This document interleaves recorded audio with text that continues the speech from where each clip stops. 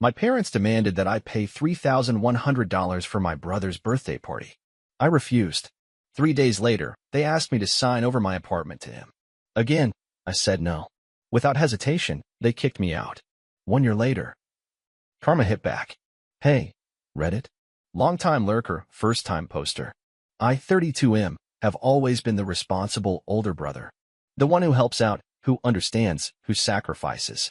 But last weekend, I finally snapped. Let's rewind. My younger brother Lucas, 22M, just had a birthday. And I mean a birthday. This wasn't some casual dinner or a house party. No, my parents booked out a private room in an upscale restaurant, hired a photographer, flew in a custom cake from another city, and even had a champagne tower. For a guy who still lives with our parents and has never had a job longer than 6 months. But hey, whatever. It's his birthday. I wasn't even that mad until I remembered my own 22nd birthday. Flashback, my birthday versus his.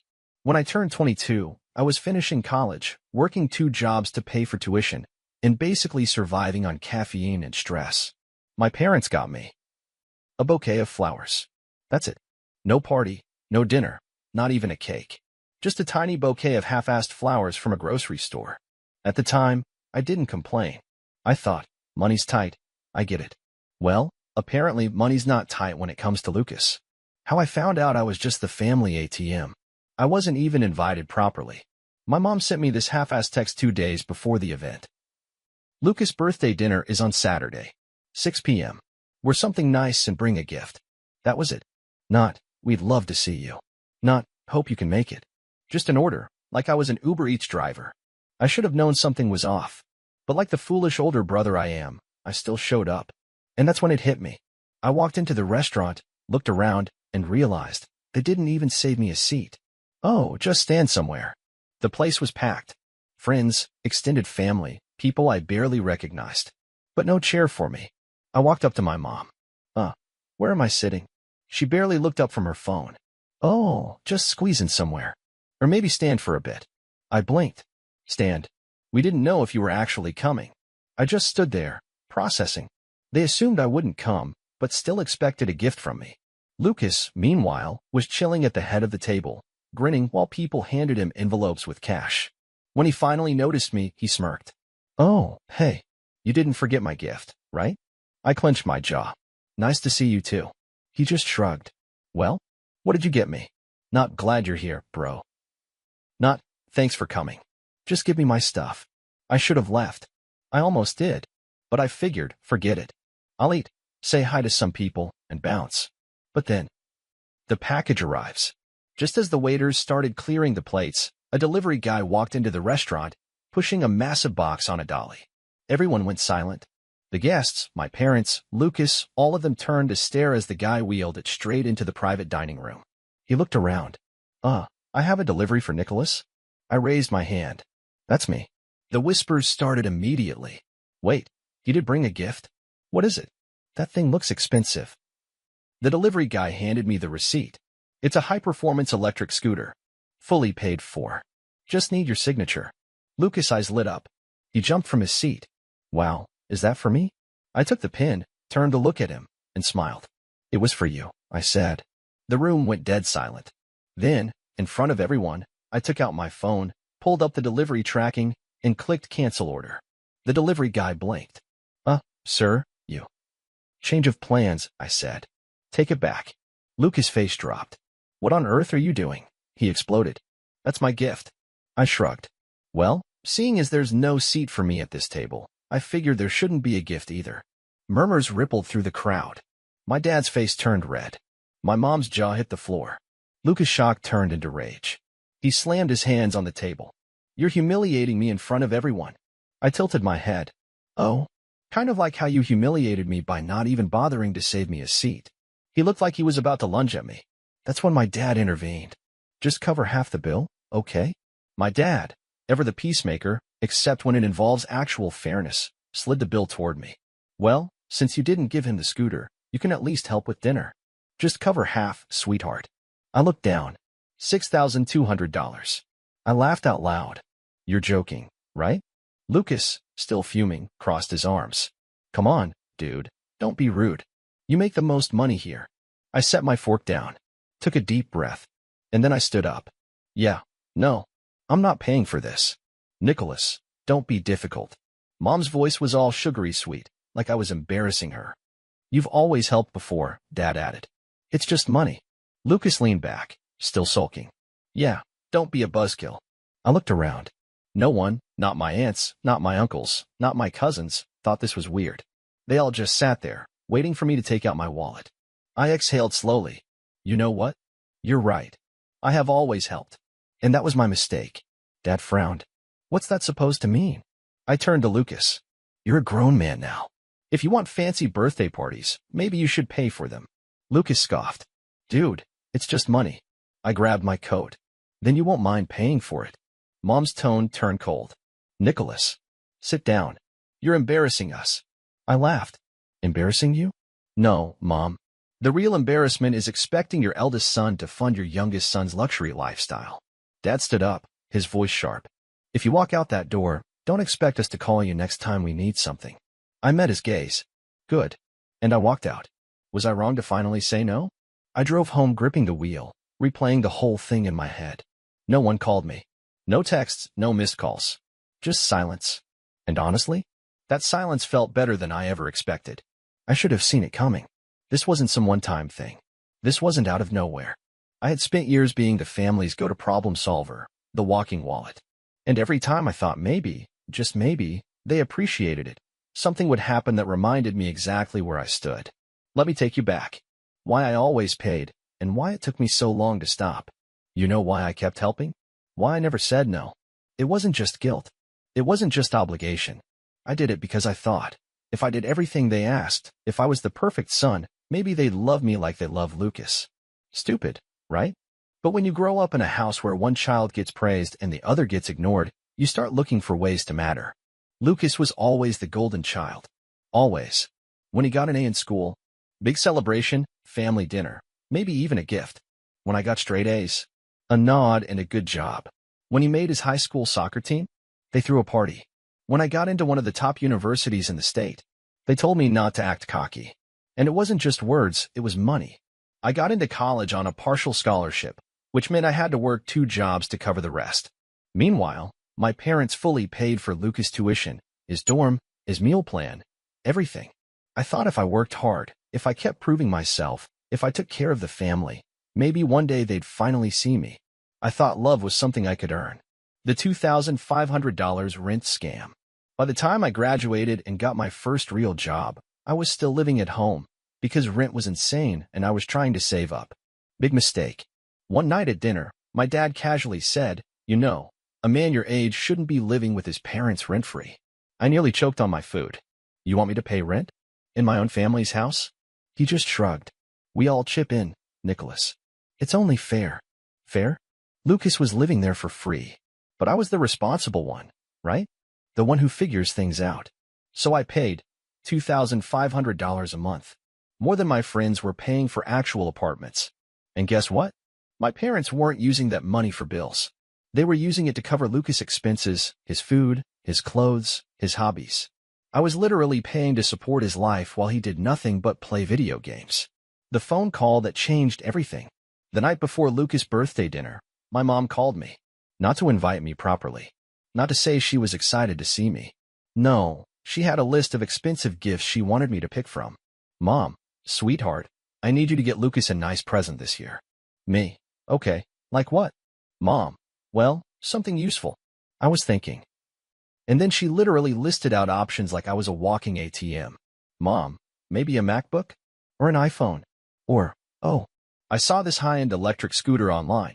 It would be perfect for getting to college quickly. I almost laughed. You're giving me a shopping list? Mom, Nicholas, you make good money. It's his 22nd birthday. Don't be selfish. Me. Oh yeah? What did he get me for my 22nd birthday? Silence. Then she sighed. The guilt trip was coming. Mom, you know, we do so much for you. And we never ask for anything in return. That's when I snapped. Me. You never ask? I paid for his college. I pay for half this house.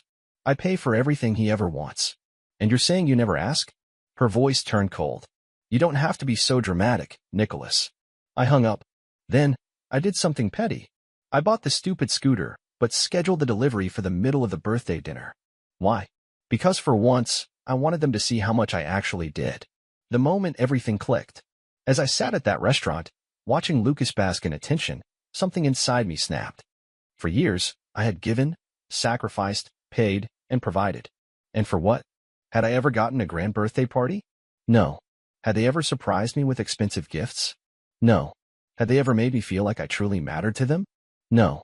I had spent my entire life chasing their approval, believing that if I worked hard enough, if I gave enough, if I proved myself worthy enough, they would finally love me the way they loved Lucas. But that night, sitting there in that crowded restaurant with no seat at my own family's table, I finally understood. It was never going to happen. No matter how much I gave, no matter how much I did, I would always be just a wallet to them. And I was done. For the first time in my life, I was going to say no. I was finally free. I grabbed my coat, feeling a strange calm settle over me. It wasn't rage anymore. It wasn't sadness. It was clarity. As I turned toward the door, my mom's voice cut through the silence. Nicholas, don't be ridiculous. We're family. I turned back, meeting her eyes. No, Mom, we're not. A family actually cares about each other. This is just a business transaction where I'm the only one paying. Lucas scoffed. Dude, what is wrong with you? I smiled. Nothing. For the first time in my life, absolutely nothing. I looked around at the faces staring at me, some shocked, some angry, some just waiting to see if I would cave in. But I wouldn't. Not anymore. You all have a great dinner. And with that, I walked out the door. I didn't storm out. I didn't slam the door. I didn't make a scene. I just left. And for the first time in my life, I felt weightless. Because this wasn't just about a birthday dinner. This was the first time I chose myself. This is far from over. What happened next was even worse. Want to hear what my parents did after this? Buckle up. The silence after I walked out of that restaurant was deafening. No calls. No texts. Nothing. And you know what? That should have been the end of it. I should have moved on, enjoyed my first taste of freedom, and never looked back. But I made one mistake. I underestimated how far my family would go to pull me back in. The first call. It took 3 days for my mom to finally call me. I was at work when my phone buzzed, her name flashing on the screen. I let it ring. A minute later, a text popped up. Nicholas, we need to talk. Please don't ignore your family. I ignored it. 2 hours later, another text. We're having dinner tonight at home. Your father wants to see you. I knew what this was. Damage control. They weren't sorry. They weren't calling because they missed me. They just needed me to keep playing my role. I stared at the message for a long time before finally typing back. Fine. I'll be there. That apology that wasn't really an apology. When I walked into my parents' house that night, I could tell they'd planned this carefully. The table was already set. My mom had made my favorite meal. My dad was sitting in his usual spot, looking like he was about to deliver some wise fatherly speech. Lucas was there too, sitting with his arms crossed, glaring at me like I was the problem. I sat down, arms crossed. All right, I said. You wanted to talk? Mom gave me this soft, sad look. The kind she used when she wanted me to feel guilty. Honey, she said, we just don't understand what happened the other night. That wasn't like you. I laughed. Not like me? You mean, not like the version of me that always pays and never complains. Dad sighed, like I was being difficult. Nicholas, look, we may have miscommunicated, but at the end of the day, we're family. And family takes care of each other. I stared at him. You mean I take care of you? A long pause. Then he cleared his throat. Let's not focus on the past. We need to move forward. I knew what was coming next before he even said it. They wanted something. The real reason they called me back. We've been talking, Mom said carefully, and we think we found a way to make things right. I raised an eyebrow. Oh. She smiled. Instead of an expensive gift, why don't you just help Lucas with something practical? I exhaled sharply. Here it comes. His apartment lease is ending soon, Dad said. And, well, you have that new condo you're fixing up. I blinked. You want me to let Lucas move into my condo? Mom placed her hand on mine, her voice sweet and reasonable, the same tone she always used when she was about to manipulate me. Sweetheart, your new condo is almost ready, isn't it? She said. I didn't answer. She continued, it's so big for just one person. 3 bedrooms? That's too much space for you alone. I clenched my jaw. And Lucas would be so comfortable there, she went on. It's in a great location, so close to his college. It's perfect for him. Then she gave me a sad smile, as if she was doing me a favor. You know, this could be a way for you to make up for ruining his birthday, she said softly. I actually felt my brain short-circuit for a second. I ruined his birthday? I stared at her. At my dad. At Lucas, who just sat there, smirking like he expected me to cave in. And that's when I finally understood. They hadn't heard a single word I said. I walked out of that restaurant because I was tired of being used, and their response was to use me even more? They weren't trying to fix anything. They weren't trying to rebuild a relationship. They just wanted me to keep paying. The moment I snapped, I pulled my hand away from my mom's. Let me get this straight, I said. I tell you I'm tired of being treated like a wallet, and your solution is to let Lucas move into my home, rent-free, because 3 bedrooms is too much space for me? Mom sighed. Nicholas, don't be so dramatic. I slammed my hand on the table. No, you don't get to say that, I said. You don't get to act like this is normal. I turned to Lucas. For years, I've paid for your stuff. College. Bills. A regular pickup truck. And not once, have you ever been grateful. Lucas rolled his eyes. Oh, here we go. I cut him off. No, you don't get to roll your eyes. You don't get to act like I'm the selfish one. Then I turned to my parents. And you too? You made me believe that if I just kept giving, if I kept helping, one day, I'd be as important to you as Lucas is. My mom's face fell. I finally get it now, I continued. I was never your son. I was your investment. Dad's jaw tightened. That's enough, Nicholas. No, I said. It's not. I stood up, shoving my chair back. I am done being the responsible one. I am done being your safety net. I am done with all of you. The final explosion. Dad slammed his hand on the table. If you walk out that door, you're not coming back. Lucas smirked. Good. About time. I looked at them, really looked at them, and felt nothing. No sadness. No guilt. Just relief. Perfect, I said. And I walked out. I didn't slam the door. I didn't yell. I just left. And this time, I knew I wasn't coming back. I thought that was the end. I was wrong. Because a few months later, my parents called me again. And this time, they weren't asking me for a favor. They were begging. Want to hear what happened next? Buckle up. The first few weeks without them. At first, I expected the silence. I knew my family. They weren't the type to come running after me. No, they were waiting for me to come crawling back. They thought I'd feel guilty. They thought I'd start missing them. They thought wrong. Because for the first time in my life, I felt free. No more surprise bills. No more guilt trips. No more feeling like I owed them something just because I existed. I moved into my condo, which I paid for with my money. And every single morning, I woke up in my own space, with my own rules, and I felt lighter. Lucas, meanwhile, he moved back in with my parents. I didn't reach out. I didn't ask how he was doing. But I heard things. And let's just say, things weren't going well. Life without me wasn't as easy as they expected. Without me paying the bills, my parents started struggling fast. Lucas had to actually start contributing to the household, and let's just say, he wasn't thrilled. Apparently, he got a part-time job at a coffee shop. And within 2 weeks, he quit. I heard from a mutual friend that he complained constantly about how unfair it was that he had to work. Meanwhile, I was flourishing. With no one draining my money, I was saving like crazy. I started traveling. I upgraded my car. I was living for myself for the first time ever. And I was happier than I had ever been. Then, 6 months after I walked out of that house for good, they called me. The call I knew was coming. It was a Sunday afternoon. I was at home, reading, when my phone buzzed. Mom. I stared at the screen for a long time before picking up. I didn't say anything at first. Then, finally, Mom, Nicholas, we need your help. I almost laughed. There it was. The real reason she was calling. Not because she missed me. Not because she wanted to make amends. No. She needed something. I leaned back in my chair. Oh? With what? She hesitated. It's about Lucas. Of course it was. I didn't say anything.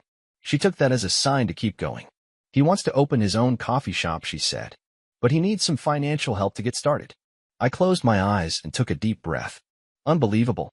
After everything, after I walked away, after I made it crystal clear that I was done, they still thought I was going to fund his life.